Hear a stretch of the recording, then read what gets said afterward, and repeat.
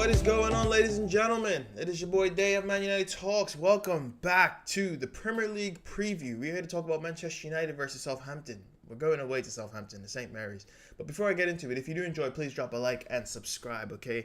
I am in a good mood, and I'm ready to talk football, okay? It helps a bit more when your last result was a win. It helps a bit more to be in a better mood, and I'm in a better mood, I tell you that, okay? Rolling my sleeves up because it's time to go to work, okay? Manchester United, obviously we beat Young Boys and are now guaranteed to go in the group stage, which is great. The football wasn't great, but I don't even want to talk a lot about that game because once I start going deep, it just frustrates me. All in all, we won, okay? We won. Now let's move on to talk about Manchester United versus Southampton, okay? Manchester United currently sits 7th in the Premier League and 21 points. And it's just upsetting. It's frustrating. We are 14 points off the top and 13 points from the bottom. That is just sad. It's sad. But, you know, we have a good run of games. You know, minus Arsenal and Liverpool. We got some really winnable fixtures before the new year. So, we got to kick on. Okay? I don't expect us to smash Arsenal. Forgive me. I don't know what is going on. Yeah, we got Arsenal after Southampton at Old Trafford. You know, prior to Crystal Palace, I really thought that was a winnable game, but I'm just struggling with Jose's judgment. But then you know we got, like I said, Liverpool. I think is the 16th or the 14th of December, one of the two, and that's gonna be a big game, and hopefully we can just go there and get a result. Not asking to smash them 4-0. I'd take it all days of the week. But let's just not lose, okay? Anyway, let's get into the preview side of things. Big news. I haven't done a video on this, but it did happen and I tweeted about it. David De Gea's contract extension has been triggered. Now, while that's a great thing, it's also kind of upsetting because the club triggered it rather than him agreeing to a deal.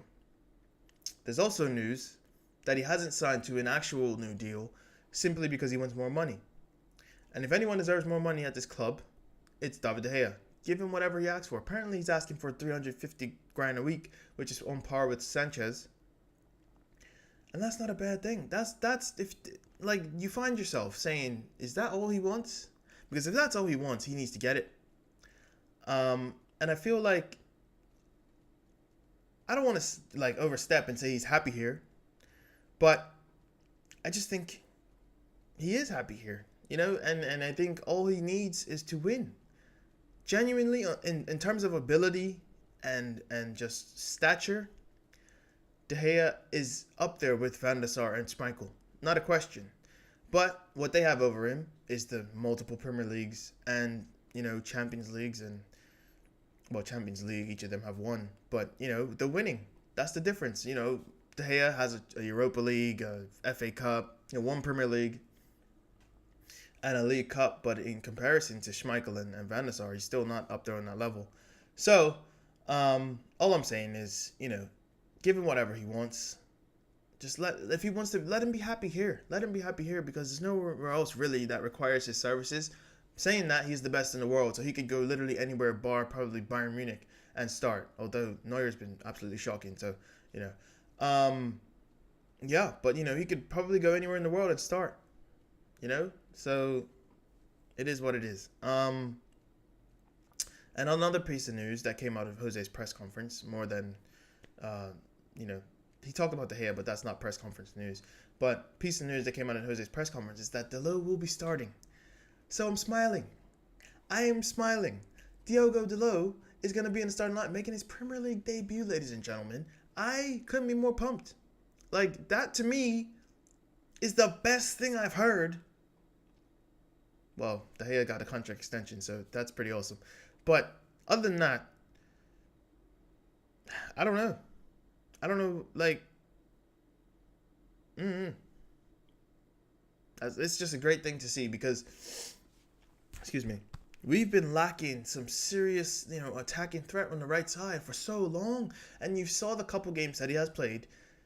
He just makes a big difference. He's a man boy, like he's a big 19-year-old. And he's got crossing ability, or is not afraid to cross. I think Valencia has crossing ability, but he doesn't cross the ball. So I'm looking forward to this. Dalot will be going against Bertrand, who actually has a knock. I don't know the likelihood that he starts. But, there's him. Target is injured as well. They're backup left back, so I don't know. But Dalot will be going against the likes of them. Redmond, who can play on both flanks, but, I'm going to just say Redmond just because. But, yeah, come on, dude. Give him your best. Show him what you got. That is such a big piece of news, and I'm very pumped for that. I'm so happy. Like, you just don't understand. Alexis Sanchez is injured, and Dalot's starting. This is great. Now all I need is for Matic to get injured, and I'd be happy. Now if Fred starts with Pogba and Herrera in midfield, I'm done. Because that means we're going to win, and then we're going to go freaking win the Champions League. So, okay, I'm exaggerating. Calm down. Anyway, we're 6 minutes in and I haven't even talked about the lineup. So let's do that. Okay, let's do that. In net, obviously Big Dave. Okay, I got a new picture for him because he's Big Dave. He is the best in the world. He's the best at the club. Thank you for signing a new... Well, he hasn't signed a new contract. They just triggered the extent. I digress. Back line. What we got?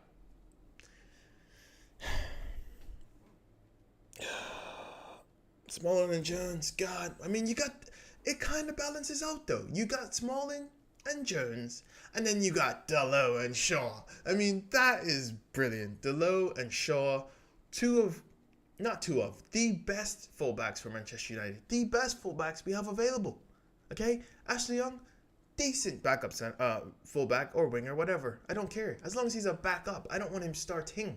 Diogo Dalot, step in, son. I hope you get 5 assists on freaking Saturday because there's no reason for Valencia or Ashley Young to start at right back.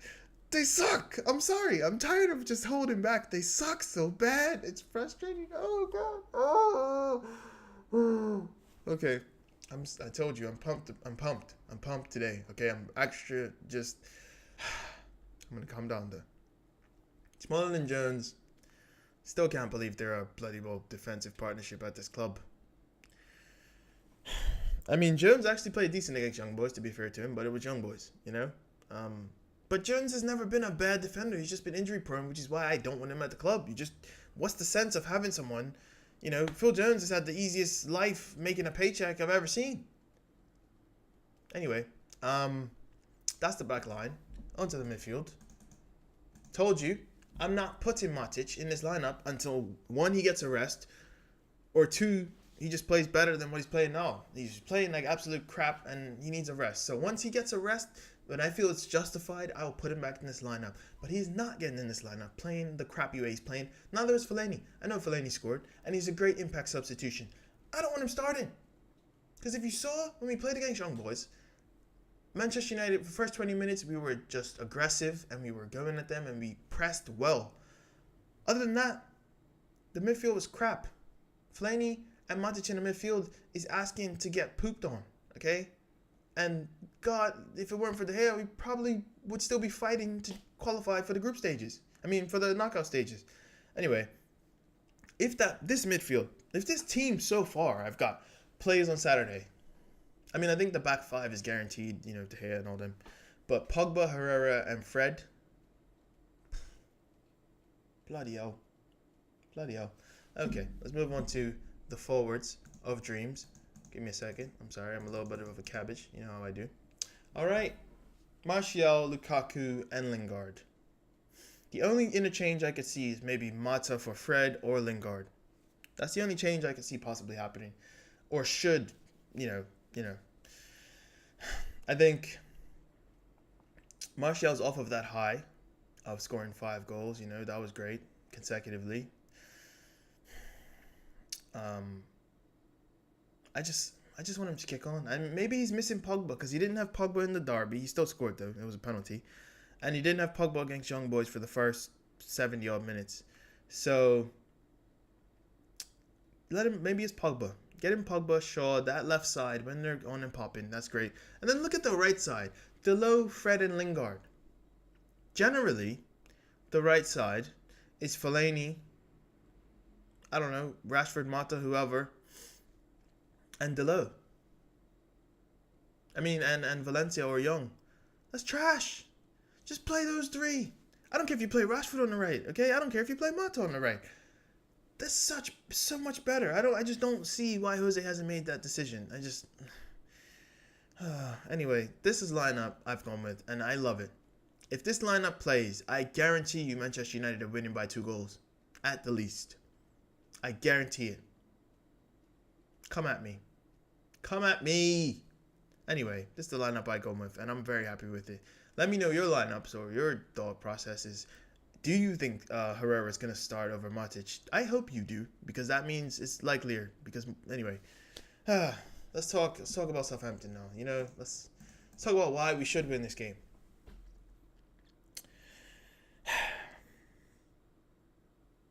They're 18th with 8 points, right?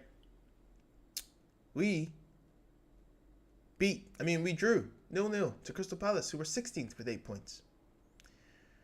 The gaps at the bottom of the table aren't very large, and yet we still struggled.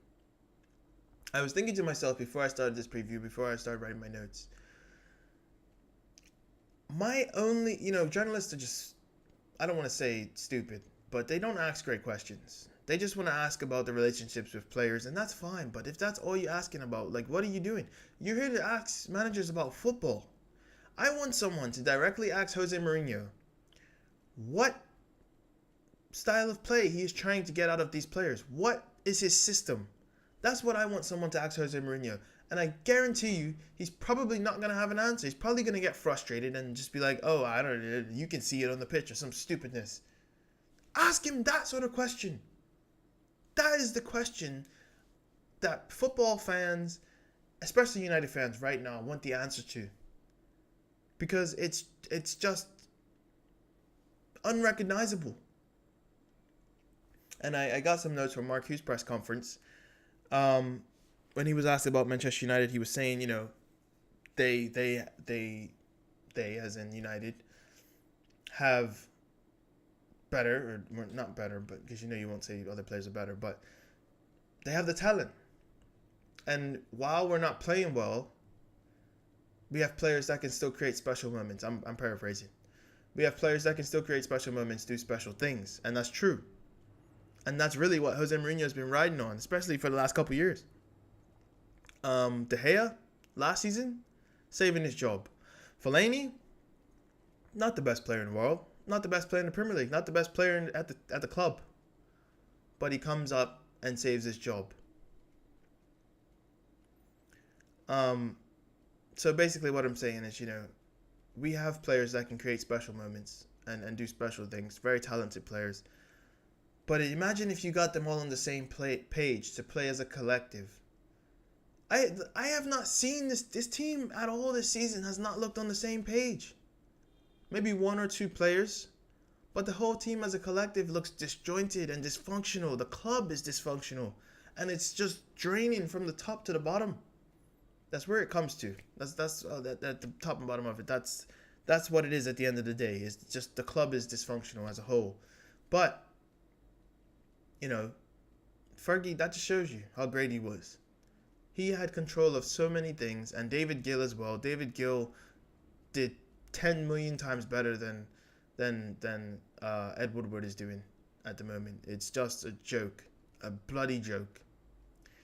So, all I want is for the team to look like they're all on the same page. I guarantee you that makes a difference.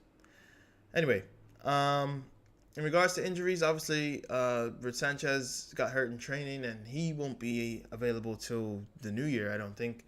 Lindelof will be back until the end of December or something like that.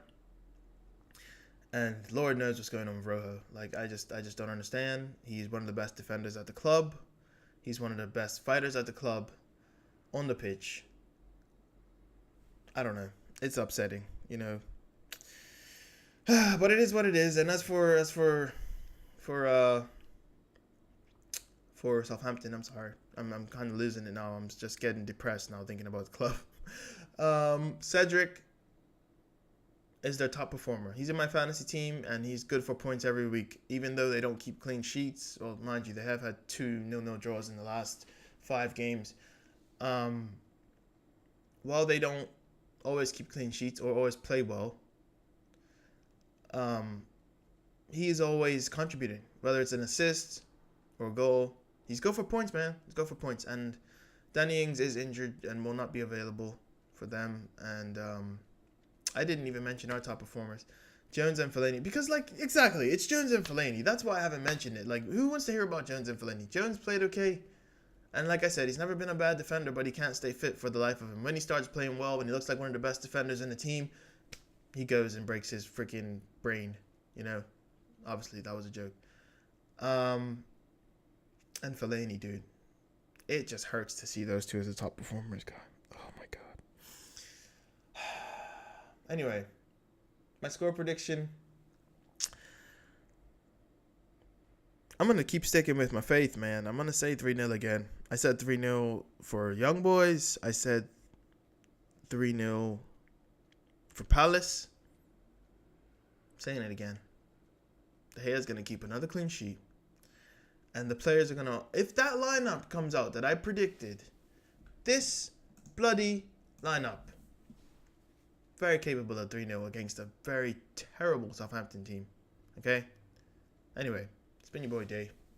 It's been Man United Talks. I hope you guys did enjoy. I'm back and I'm ready. I got some new stuff coming out next week. Okay? I got some good ideas because I feel like all I upload is previews and reviews and then United news when the international break. But I got some stuff coming up that's a bit more diverse and a bit more interesting. So hopefully you guys will enjoy that. But like I said, it's been your boy Day. It's been Man United Talks. Thanks for checking me out. And if you're new, subscribe, okay? Just subscribe. It'd be great, All right, I'm out of here. Deuces.